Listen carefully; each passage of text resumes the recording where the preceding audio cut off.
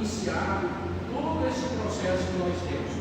E no decorrer desse curso, vocês vão aprender, vão entender o porquê que vocês estão aqui, o que os trouxeram aqui e qual a missão de vocês. Vocês vão aprender o processo de reencarnação, o processo de desencarne, para onde esse espírito vai, o que esse espírito faz. Então, nesses cursos vocês vão aprender tudo isso, a trajetória do espírito. E vocês também vão ter um pouco de conhecimento da incorporação, como se ela se processa dentro do amanhecer. Então, a nossa doutrina já foi falada com vocês, que foram trazidos por um caminhoneiro, o nome de Esteban Jacques Gelay, nascido em 1925, falecido em 1935, com 60 anos de idade, onde ela teve aquela trajetória dela. E ela buscou tudo que a gente tem aqui hoje, de ritual, de roupa, de cores, de imagens, foi tudo ela trouxe, onde ela se deslocava através do transporte de desdobramento para o Tibete e foi desenvolvida por um mestre tibetano. Então, isso vocês já aprenderam o desenvolvimento básico de vocês, nas aulas de iniciação, nas aulas de elevação de estado, e hoje vocês estão vindo por isso para preencher mais um pouco de conhecimento na sua trajetória doutrinária e um pouco de conhecimento dos seus transcendentes. Muitas das coisas que são faladas no curso de Centúria, por que outros mestres podem participar? Porque às vezes a gente fala coisas que eles não estão preparados para absorver. A gente vai falar aqui nesta aula de tipos de espíritos, falange de espíritos, e às vezes um mestre que está em desenvolvimento, ele ouvindo aquilo vai fazer mal para ele, e não vai ter como discernir. Então, assim, dentro do contexto da aula de hoje, a gente vai ter espaço para que vocês façam as perguntas. Eu vou falar em um tópico, coloco espaço para as perguntas. Caso alguém não tenha pergunta, nós passamos o tópico na frente. Mas é uma aula tranquila, é um curso tranquilo. São só informações que aparentemente parecerão às vezes pesadas para vocês, mas vocês, depois de galgar esse degrau para curso de Centúria, vocês vão para o curso de Céticos. Aí é mais aprofundado ainda. Então você vai realmente conhecer o que é uma doutrina espiritualista, porque a nossa doutrina é uma doutrina espiritualista. Nós não somos espíritas, nós somos espiritualistas. E entender qual que é o processo do espírito que leva o espírito a ficar na condição de cobrador, de sofredor, de obsessor. Então essa doutrina, para ela funcionar, ela tem uma hierarquia, mas não quer dizer que um é mais que o outro. Todos trabalhamos de uniforme para mostrar que somos todos iguais. Mas como todo meio, como toda instituição precisa de uma coordenação, precisa das pessoas que conduzem essa instituição, a nossa doutrina também tem as hierarquias do resgate. Quando nossa mãe mentora era viva, ela estava no topo da pirâmide, que era que comandava, era que coordenava, porque ela que trouxe a nossa doutrina. Com o desencarne da nossa mãe, ela criou as pessoas que ficariam na condução da doutrina. Mas ela falava muito bem, ninguém ficaria no lugar dela. Tem uma entrevista do Fantástico, você já deve ter alguns de vocês já ter visto, que vai falar na entrevista, de 1986, 1983, por aí, e pergunta-se para a tia Neiva, aquelas coisas, eles cogitavam a possibilidade da filha dela, da Carmen da Vera Lucena, a herdeira da tia Neiva, ficar no lugar da tia Neiva. O repórter pergunta para a tia Neiva e ela simplesmente fala: quem vai ficar no lugar de tia Neiva é o doutrinador. Foi para isso que eu vim. Qualquer doutrinador pode ser uma tia Neiva, desde que ele esteja na conduta doutrinária dele. Então, assim, meus mestres, qualquer um de vocês pode exercer qualquer função dessa doutrina. No momento que vocês consagrarem o curso de Centúria de vocês estarão aptos a comandar, a participar de qualquer trabalho dentro do Vale do Aparecido. Então, a tia Neiva pegou e criou os trinos presidentes criadas, que são os 3 trinos que regeriam a nossa doutrina, que seria o trino do Muxi, o trino Araquém e o trino Sumanã. Então, eles seriam os trinos presidentes criados que iam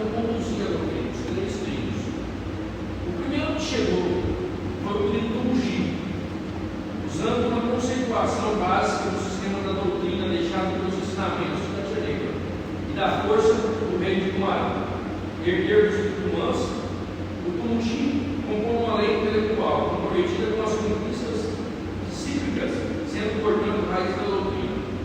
O trino Tumultim, Mário Sassi, ele conviveu com a tia Neiva nos anos que ela permaneceu na terra, depois do desencarne do marido dela.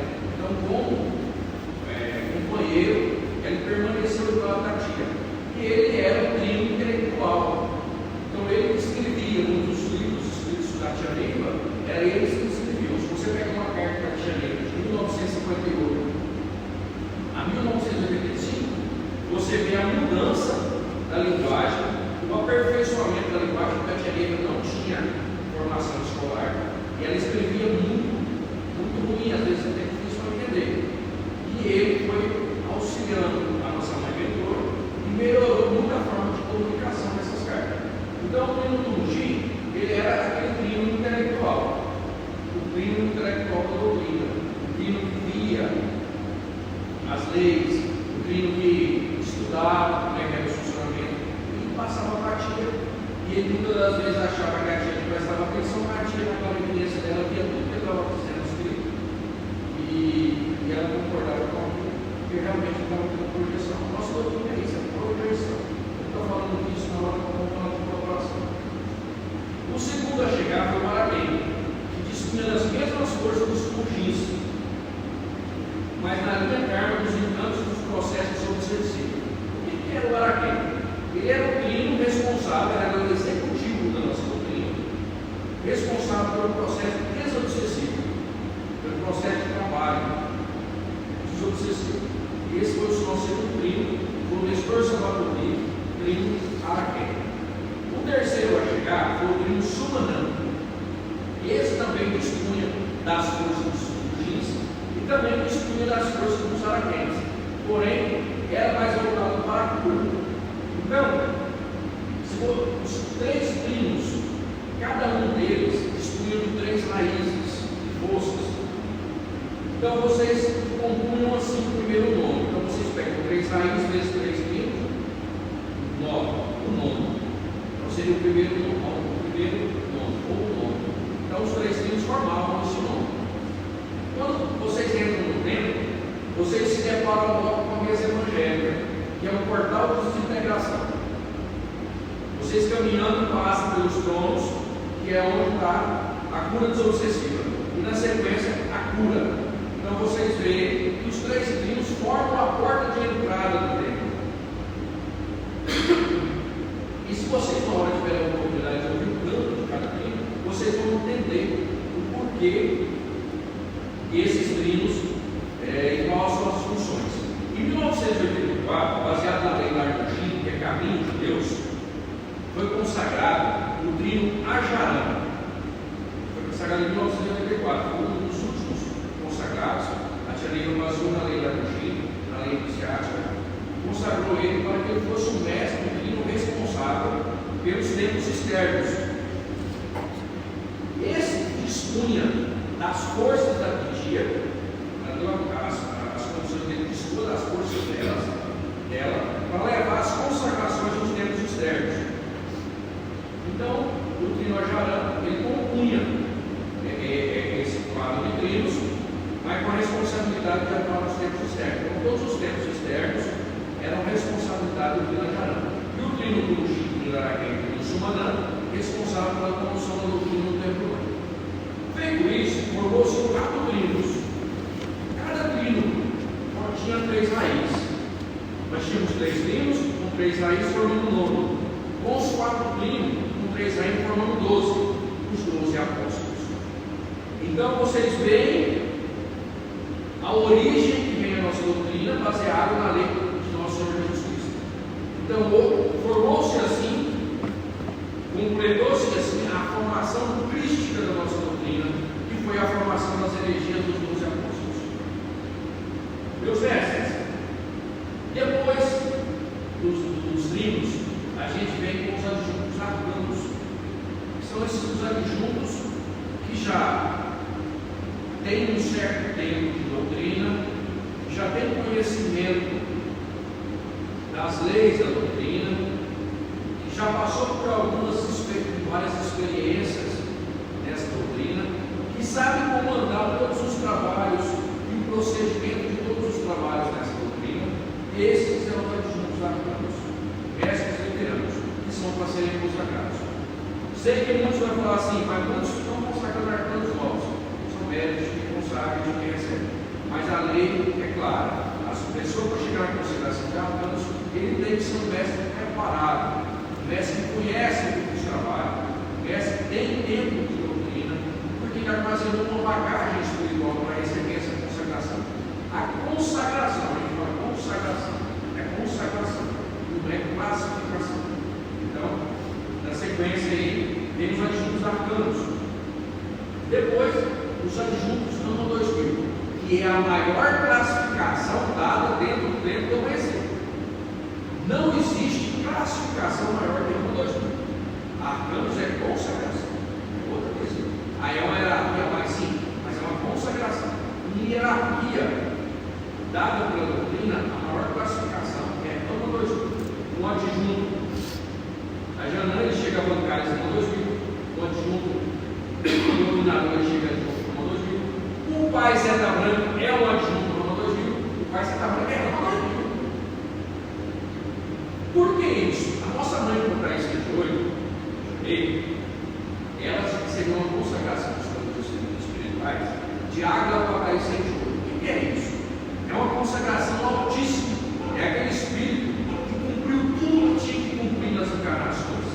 Aquele espírito que está isento de qualquer lei de causa e efeito. Aquele espírito que cumpriu uma missão dada, porque o pai Zeta Branca assumiu a missão do nosso Senhor Jesus Cristo de trazer essa doutrina, e ele pegou a Janeiro, que tinha uma herança transcendentais de outras encarnações, e a desenvolveu para que ela pudesse trazer o doutrinador, e ela cumpriu a missão que ela assumiu com o pai Zeta Branca do nosso Senhor Jesus. Então, em méritos, ela recebeu essa classificação de água para a gente. Então, é uma classificação altíssima espirituais, aonde aquele espírito, além de ser um espírito de luz, passa a ser um espírito conselheiro, juntamente com os ministros, como se fosse uma hierarquia de um ministro. Os ministros são conselheiros de pais e depois disso, vem os centuriões da adjuração, que são os mestres doutrinadores, que são nós, a doutrina que trabalha, os doutrinadores, nós estamos na quarta parte dessa hierarquia. Após, vem os centuriões da Janança, que são os homens dentro de corporação. Depois as linfas-sol, e por último a linfa-lua. Mestres, bem entendido. Não quer dizer que a linfa-lua é menor que ninguém, não. Nem que a linfa-sol, nem que outros, não. Isso é uma hierarquia que eles colocaram para a condução da doutrina. Porque o trabalho não se realiza se não tiver um mestre sol e um mestre lua. É a união das duas forças que faz a cura desobsessiva. Então não é um maior que o menor que o outro. Nessa parte de hierarquia do universidade sistema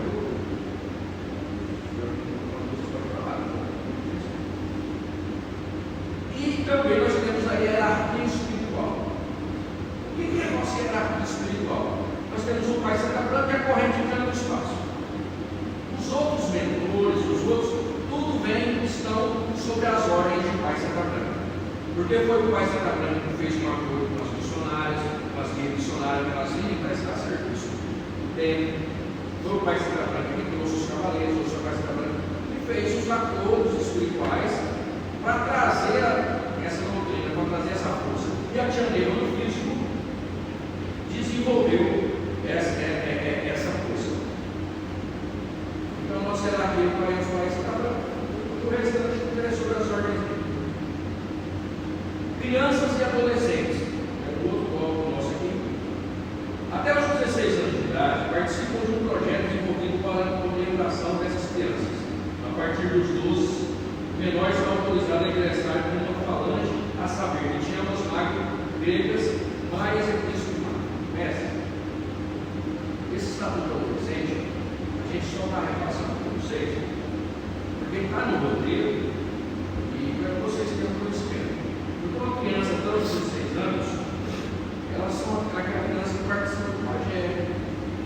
Existem determinados tempos que tem o projeto Casa Grande, só que o projeto Casa Grande, ela não é feito para todas as crianças, ela é feita para crianças filhos de corpo de mestres. O projeto Casa Grande é para isso. A partir dos 12 anos, porque a criança com 7 anos começa as primeiras manifestações mediúnicas dela.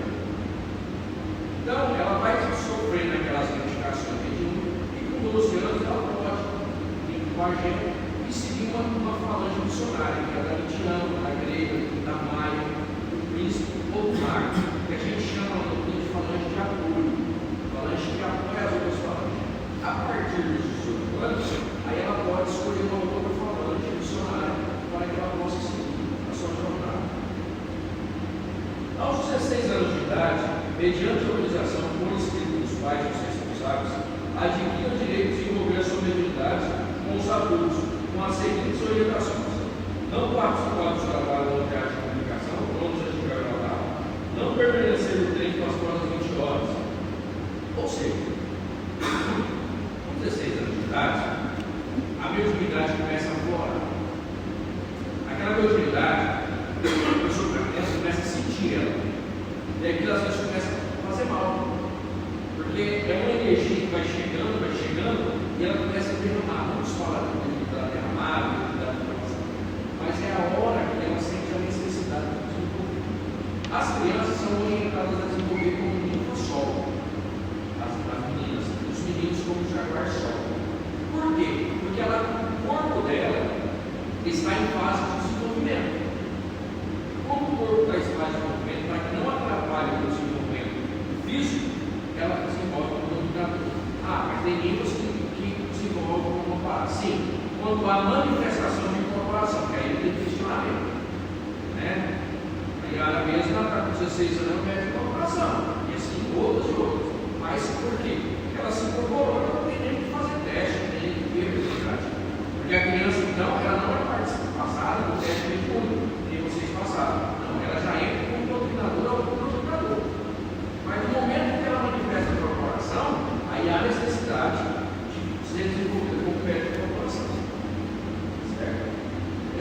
Vamos falar sobre conduta doutrinária, que é o calcanhar de Aquiles do Valdorecer, chama-se conduta doutrinária. Todas as aulas que a gente vai estar junto, vocês vão estar ouvindo falar de conduta doutrinária.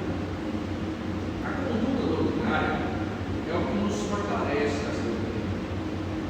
Elas são ensinamentos que normas se chamam de lei. A espiritualidade nos mostra como nós devemos nos conduzir na doutrina. E também na nossa vida material.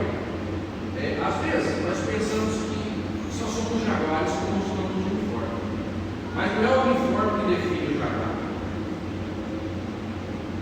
É a maneira que ele se comunica, é a maneira com que ele se comporta, é a maneira com que ele ensina, é a maneira com que ele manipula as energias.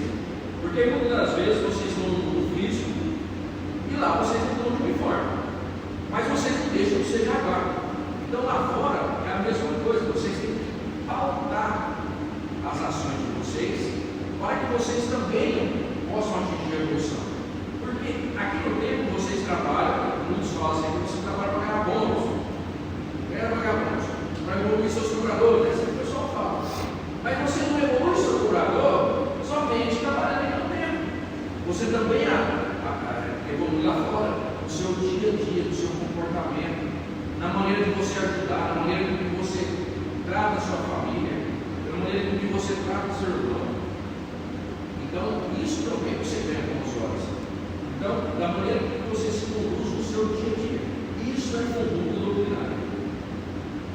Não adianta, ou seja, a base da nossa doutrina, em todos os aspectos, é a conduta doutrinária. É como assim: se vocês fossem construir uma casa, vocês comprassem a melhor ferragem, o melhor cimento, a melhor tinta, contratassem o melhor engenheiro, o melhor pedreiro, os melhores materiais, o alicerce dela fosse ruim, ela ia ter problemas também futuramente. Na nossa evolução, precisa de um alicerce forte e perfeito, que nos garante uma alicerce. O que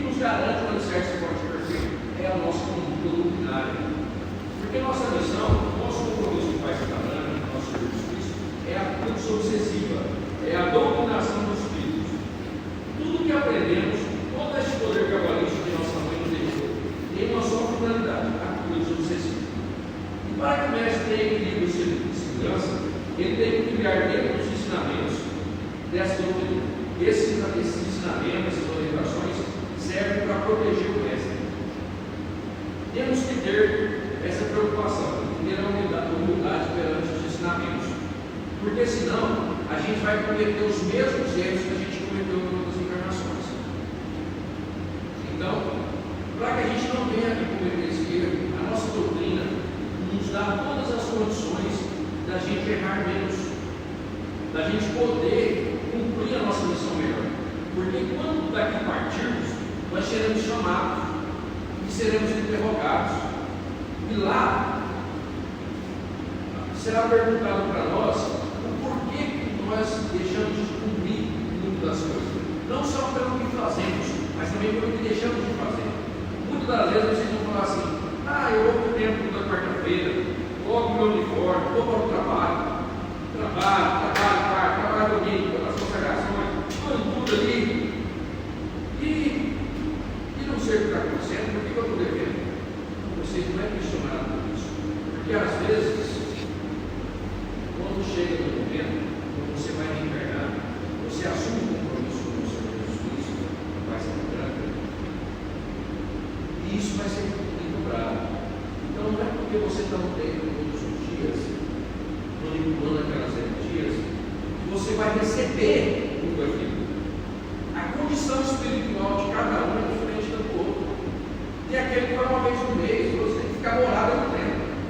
Mas cada um tem uma transcendentalidade, cada um tem uma dívida, cada um tem seu karma para ser feito. A nossa doutrina não é a base de troca. Eu vou trabalhar para conseguir isso, vou trabalhar para conseguir aquilo. Não.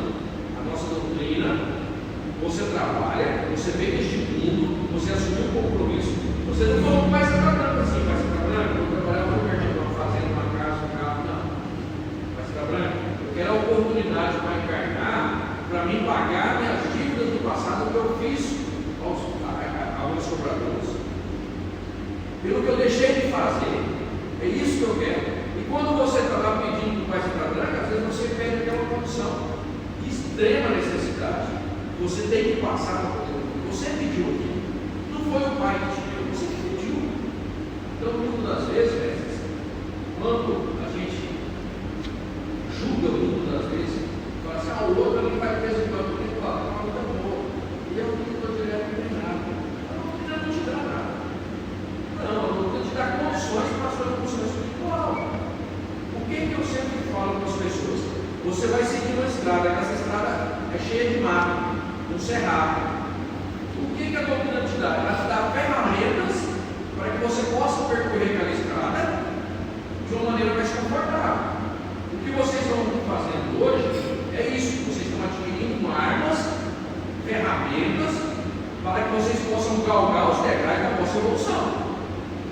É isso que a doutrina dá a vocês. Eles não vai dar o prêmio para pegar cena, não vai dar nada para nós. Então, às vezes, você fala: não vai o trabalho pior, tá? Coisas são novas que a gente cria na cabeça da gente. Vai ser trabalhando, não dá nada de hoje para nós. Nós que procuramos. Mas eu estou endividado, você está endividado porque você comprou uma coisa. Se você tivesse comprado, você não tinha dívida. Você está aqui hoje porque você fez uma dívida no passado, você não estaria aqui. Então, todos somos nós mesmos que nos prejudicamos. Não é isso que é verdade. Então, assim, às vezes, a gente fala assim que a doutrina ajuda muito. Por que ela ajuda? Porque ela nos dá a ferramenta. Quando a gente não tem muita coisa para se preocupar, a gente consegue caminhar. Imagine uma dona de casa. Ela tem que ir dando o marido dos filhos, lavar, passar, cozinhar e fazer tudo. Se você pegar uma empregada e colocar para ela, ela vai ter mais tempo para fazer as outras coisas. Isso é a nossa doutrina. Ela abre seus caminhos para que você caminhe. Então você tem mais tempo, você tem mais espaço para que você possa assim assimilar o seu cotidiano e entender as coisas que acontecem ao seu redor. É isso que a doutrina faz. Ela abre os seus caminhos para que você possa caminhar. Mas o seu risco, se você sentar aqui e falar assim: vou ficar aqui só rezando aqui, ninguém vai levar um prato de comida na sua casa. Não. Entendeu? Vai se trabalhando de metrô com vocês. Eles te dão condições, pode ajudar a você com o seu trabalho, pode ajudar você a desenvolver melhor o seu trabalho, pode ajudar no seu dia a dia, tirar aquelas interpede aqueles irmãos que estão perturbando, para que você desenvolva melhor, possa alcançar melhor seus objetivos, mais rápido você dá. Então, assim, só para entender, eu acredito que você também tem essa orientação. Necessidade da gente só explica, porque muitas das vezes as pessoas entendem que a doutrina ela é responsável por tudo que acontece na vida dele também. A doutrina é só uma parte. Alguma coisa sobre conduta doutrinária? Essa conduta doutrinária é uma palavra que vocês vão cansar de ouvir. Cansar de ouvir. Vocês ouviram ela no seu movimento básico, ouviram ela na iniciação da música, ouviram ela na nossa espada. Não vão ouvir assim, porque vão ouvir no sempre vão ouvir a vida toda. Porque é assim, quando vocês entram, o instrutor fala assim, nós temos que ter 3 bases, amor, cuidado, tolerância. Não fala isso. Isso é uma coisa que eles acham que é padrão. Amor, cuidado, tolerância. Mas você não consegue ter amor, cuidado, tolerância se você não tiver conduta doutrinária. Como é que você vai amar o próximo se você não tem a humildade de chegar para ele, de pedir perdão? Isso é conduta doutrinária. Como é que você pede uma coisa para você e deixa o seu irmão de lado? Isso é conduta doutrinária. Como é que você briga com a sua mulher e com o seu marido? Isso é conduta doutrinária. Tudo que nos envolve é conduta doutrinária. E é o que nós falamos. A base da nossa doutrina, o nosso alicerce, é a conduta doutrinária. Você só vai criar amor se você tiver humildade. Se você tiver no seu trabalho, é quase impossível ter humildade. Ninguém tem como. Você trabalha numa empresa, aí tem um cidadão lá que trabalha com você está disputando um cargo. Aí o seu chefe chama você. Quando você quer esse cargo, você fala, não, dá para o meu irmão? Trabalha, dá para mim, meu irmão. Ele se lasca. Eu quero saber de mim. Não, isso também é ser humilde. É pedir. Você chega de frente do pai estatal, eu quero pedir aqui para o meu vizinho, fulano, ciclano. E não pede para você, não, pai, eu quero que você me ajude aí, ó, é muito difícil. Depois, se sobrar, você pega os outros. Isso aí é ter humildade. E quando você tem essa humildade, você tem um amor. Você tem a tolerância para tolerar seu irmão. Mas é assim, a gente é físico. Foi falado isso para vocês. Quando vocês fizeram a elevação da sua iniciação, e vocês receberam 7 pontos de força, sendo 3 positivos e 4 negativos. Por que 4 negativos? Porque você está encarnado, a sua condição de encarnar. A gente é físico, só fazendo físico. A gente vai deixar de contar uma mentira? Não tem jeito. É quase automático, dependendo da situação. O cara vai chegar lá, o cara vai carregar a bola de coloco, vai dar um cara na mulher, você sabe o que é uma banda da mulher? Não sei ainda não, cara, você está enganado. Ninguém vai falar a verdade, gente. Então a gente é físico, só uma consequência do físico. Então a gente paga. Então quando a gente pedir perdão para essa frente, vai ser bom. Vai ser nosso cargo. Não tem como mudar isso. Porque se a gente tivesse condições desse amor, humildade e tolerância, e que a conduta doutrinária, nós estaríamos hoje no cantinho. A gente está tentando chegar lá. Nosso objetivo é cada dia melhorar, cada dia sermos melhor. Tentamos, mas às vezes não conseguimos. Né? Então, nós esperamos que tenhamos condições de ao menos cumprir parte do pecado que assumimos, para que a gente possa voltar às nossas origens. Porque o objetivo nosso é único e exclusivamente voltar às nossas origens. Porque o Jabá, ele já viveu no mínimo 19 encarnações. Nem todas as encarnações são ruins. Teve encarnação com pessoas boas também. A gente não só foi mal, não só matou os outros, não. A gente também fez o bem. Mas quando a gente fala no mínimo 19 encarnações, em algumas encarnações dessas, nós cometemos erros. E nessas encarnações estão marcando. Muitas das vezes, Deus um ser na terra, ele vem, fica poucos anos, pouco tempo, e se encarna. É embora. As pessoas sofrem, né? Porque a pessoa morreu de novo, eu acho. Mas a missão dele era aqui. Outros entram na doutrina, tomam 2, 3 aulas e afastam. Não precisava daquela energia. Porque não são, porque a gente nós somos capelinos. Nós viemos de Capela, planeta monstro no história. Então nós somos capelinos. Os jaguares são capelinos. Mas nem todo mundo é jaguar, nem todo mundo é capelino. E muitos aqui passam para receber uma energia e só jogam nada. É só precisar daquela energia, não é dessa família de capelinos. Os que ficam, porque realmente são os capelinos, são que vai estar na Bíblia, como serão chamados os excluídos.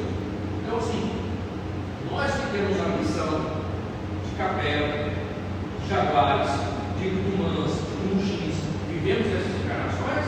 Hoje nós estamos aqui para pagar algumas das nossas dívidas que nós deixamos de fazer no passado. Então, muitos passam por aqui e não devemos julgar. Não vai ser pego as árvores, graças a Deus. Vamos mais. Vai ser verdadeira jornada. Mas ele pegou as árvores para beber cachaça. Mas ele assumiu o que ele quer beber cachaça mesmo. É a vida dele. A gente não sabe o que a pessoa vai ficar para ele. Às vezes ele assume o que ele pediu para fazer mendigo, ficar na beira de rua e pagar a sofrência. Vai saber. Não devemos generalizar. Não. Mas nós não podemos ter o ato do julgamento. Não devemos julgar o nosso irmão como ele faz. Cuide da sua individualidade. A condição é sua. Você tem sua família, você tem seu esposo, você tem sua mulher, você tem seus filhos. Cada um tem a sua missão. Um evolui o outro. E ao mesmo tempo, todo dia, eu não vou evoluir minha esposa, não vou evoluir minha filha, não. Eu vou trazer, claro, muitas coisas, energia, muitos bons recursos. Mas se eu não trabalhar, o prêmio é desse, você vai se sacar a conta desse. Eu estou evoluindo o meu cobrador. Não é o cobrador desse, não. Entendeu? Então, assim, como que a gente consegue a evolução desses cobradores? Através do nosso trabalho mediúnico e através da nossa conduta doutrinária no nosso dia a dia, que é onde a gente adquire os nossos bônus. Bônus esses são, a gente fala bônus espirituais, porque são tipo uma moeda corrente que a gente tem no país. Por exemplo, vou explicar para vocês. Quando vocês iniciam uma doutrina, os mentores de vocês vão lá, pegam todos os trabalhadores que você deve, falam: ó, o negócio é o seguinte, fulano estava desempregado, ele começou a trabalhar, vai pagar você como no físico. Você deve a cidade inteira. Aí você vai no advogado, ele pega suas dívidas, ele vai lá e conversa com todos os seus credores, fala assim: ó, o rapaz está trabalhando, ganha o salário, ele vai tirar o salário do deveria, o salário vai pagar você, ele vai pagar um pouquinho para cada um por mês. Certo? Aí eu falo: beleza, todo mundo recebe um pouquinho, de 15. Aí ele vai subindo de classificação, vai passar a ser gerente, né? Vai subindo, está ganhando mais. Aí o seu advogado vai ter condições de pagar mais. Assim é no plano espiritual. O seu mentor chama os seus cobradores, fala: ó, ele agora está iniciando, ele está ganhando tanto, ele vai pagar tanto para vocês. Então vocês, aí grava os pontos. Aí ele vai, inicia, eleva, vem a cintura, vai buscando ferramentas, vai subir de carga. Mas se ele subir de carga e não trabalhar, ele vai ser mandado embora. Né? Ele vai ter a renda. Então, assim, são ferramentas que vocês recebem para que vocês possam trabalhar, adquirir os vossos bônus para pagar as dívidas. Isso é fácil de entender. Se você parar e analisar, é uma coisa fácil de você entender. A centúria,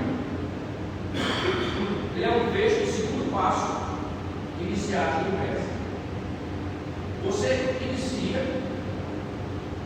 quando você está aqui no mundo, você está no primeiro plano, que é o plano físico, onde nós todos estamos. Quando você ingressa na doutrina, você recebe uma plaquinha, médico doutrinador da princesa, da história da princesa, médico de incorporação da preta velha ou do preto velho.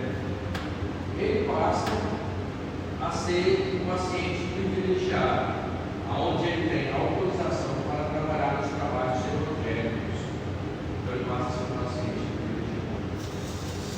Conforme ele vai desenvolvendo as aulas dele, desenvolvendo básico, a iniciação, e parte para a iniciação da contínua, que é a caminho de Deus. Aí ele sai desse primeiro plano e vai para o segundo plano.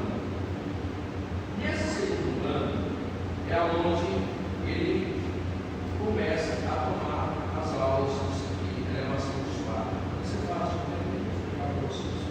A gente tem 7 planos: físico, mental, astral, etérico, Espírito Santo, Filho e Pai. São 7 planos que nós temos. Cada plano tem 7 dimensões. Nós aqui, como você disse, estamos no plano físico. Quando você inicia, você passa para o segundo plano. Quando você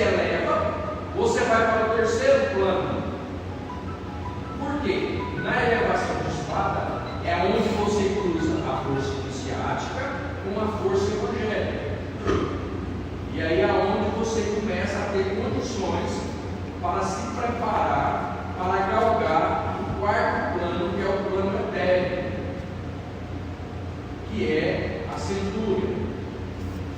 No plano etéreo é a dimensão aonde estão os cavaleiros, as guias missionárias e os povos. Uma dimensão do plano etéreo, no quarto plano, aonde estão localizadas as guias missionárias, os cavaleiros e os povos. O que é os povos? É as nossas origens, o povo que nós pertencemos. Eu sou o povo de Taimã, é o meu povo, é o povo que nós pertencemos. Então, eles estão localizados em uma das dimensões do quarto plano, que é o plano etéreo. E aí vocês vão calculando, manipulando, recebendo as vossas classificações, vossas consagrações, e vocês vão calculando esses planos até chegar no penúltimo plano, que é onde está o filho, que é o plano mais próximo do pai. O filho já está próximo ao pai. Um arcanos, mas arcanos, deixa eu falar arcanos, mas independente de serem trinos ou não, a consagração é arcanos. A criação dos trinos foi uma energia que tinha Deus para a condução da doutrina que ela precisava fazer essas energias. Tanto é, os três primeiros trinos, Sumanã, Araquém e Mugim, não tinham início, eram plataformas. O Ajarã já tinha início, mas ele foi consagrado para coordenar os textos externos, para ter um início da Ajarã. Mas o Justino era uma plataforma, não tinha início. Então, voltando à condição dos planos, o mestre arcanos, ele pode chegar até o penúltimo plano, lá do filho. Mas o mestre arcanos, que não tem a vaidade, o mestre arcano que não se sinta poderoso, que não se sinta melhor que ninguém, que se sente superior, que ele é o grandão. Não. Quanto mais vocês subirem, quanto mais classificações de consagração vocês tiverem, vocês voltam para trás, tentam ser que nem aquele mestre de branquinho, aquela humildade do branquinho. Porque o mestre, quando ingressa na doutrina, ele tem humildade, porque ele não conhece nada, todo mundo fala as coisas, ele presta atenção, ele anda com as mãozinhas para trás, anda caladinho, quietinho, ele tem humildade para receber. Já o mestre, depois da elevação, é só os bracinhos que crescem, ele já acha que está bom, já é o cara. Quando faz cintura, mais ainda. Então, existem muitos casos de mestre que consegue a cintura, o mestre está na porta dele, para achar que ele é o vencedor da doutrina, ele sabe tudo. Isso é um erro, porque aonde peca muito no desenvolvimento. Porque, imagine vocês, o branquinho chega aqui, quer ver o que você de correr, eles estão olhando, você correr de mim. Aí você faz alguma coisa, não presta atenção. Você é espelho para eles. Por mais que o instrutor ensina, você é espelho para eles. Aí ele ensinou a fazer a elevação, aí veio um centurião, um arquitetor, um presidente, fazer um passo magnético. Aí o mandante vai lá fazer um passo magnético, não vai tirar os seus filhos, vai entrar. Ele fala, é legal, exatamente. Ele acha que vai fazer uma preparação, se não for uma preparação para ensinar de você permitido, sai com a mão sem banana. Você entendeu? Não existe de duas formas. A nossa mãe mentora, existe uma lei, existe uma chave dualística para aquilo. Existe só uma maneira de fazer. São os mestres que enfeitam, as pessoas que enfeitam. Você chegou diante da pilha, você olhou no timão, aquele símbolo que tem o desenho do bicho. Você olhou lá assim, põe a mão no pé, que senão você não faria a preparação para aquele instante que você está aqui. Volta a mão para trás, usa as mãos nas costas. Rodeia lá, meu senhor, meu Deus, volta a mão nas costas, lá, meu senhor, meu Deus. Por que as mãos nas costas? Porque a energia projeta nas costas. A energia projeta nas costas do mestre, não é no peito, ela vem nas costas. Diz a energia nas costas. Por isso, por que nós fazemos assim? Porque nossa mãe fazia assim. Quem somos nós, meu irmão? Por que a gente faz um passo magnético? Por que nossa mãe faz assim? Por que a gente faz uma elevação, faz a antena? E a parte faz elevação assim, faz assim. Por que você não estende as mãos? Porque a nossa mão nos faz. Assim aparece. Assim é juramento. Não é a forma correta. A incorporação, a mesma forma. Vocês são desenvolvidos, eu vou voltar para as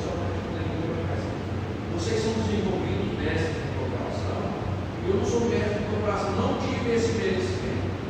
Não tive esse merecimento. Mas vocês, muitas das vezes, as pessoas falam assim, mas janeiro foi. Então é mais só doutrinador, graças a Deus eu sou doutrinador. Não, meus filhos. Na era dos 8.888, pega o exemplo na era de Salomão. Onde Nossa Senhora caiu de joelho, Nossa Senhora da Conceição caiu de joelho pedindo para que fosse feita alguma coisa por aqueles escravos que estavam doentes. E o pai lhe deu as condições e ela deu passo a todo mundo e por eles. Da onde vem o médico para parar? O médico. Mas para aí. Então, a tia Neuza também é mãe da parada? Sim, é mãe da parada. Aí por que fala Nossa Senhora da parada? Porque ficou lá, você está ouvindo isso, quando os escravos ficaram doentes, por ela ter incorporado no meio da cesárea, lá do passo todos, eles ficavam doentes e falavam, parar, vem no socorrer, parar, e falou, parar. Mas o que a tia Neuza trouxe?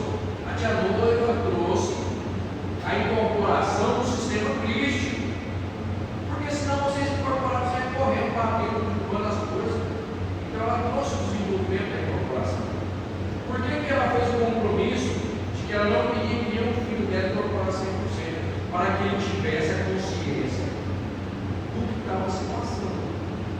Claro, depois da incorporação, o médico, além do que aconteceu, vocês passaram pela iniciação, as ninfas de incorporação fez o juramento da rosa, eu tenho certeza que você tem, e o doutrinador fez o juramento pessoal. Não vou entrar em detalhes do juramento, mas se você quiser, no silêncio, né? Por quê? Porque o que acontece no trono fica no trono, né? Beleza, tudo bem. Mas o médico vai parar para ele chegar nessa concepção do silêncio, ele chegar na concepção da conduta de incorporação, você deve trazer isso. Foi criado. Deve ter uma conduta de preparação. Para que tivesse essa preparação, tinha que dispor de energias, de forças, para que aquele mestre conseguisse comportar aqueles espíritos que vinham. E como que foi dada essa força? Através da iniciação da conjunta e através da elevação do estado. Então vocês são mestres preparados, vocês são mestres desenvolvidos. E estão assim, ilesos, isentos de qualquer tipo de erro nas nossas incorporações. Porque o instrutor explicou para o doutrinador como é que ele tem que ficar ali, que ele é responsável pela incorporação, que a responsabilidade dele é pela incorporação, que ele faz a organização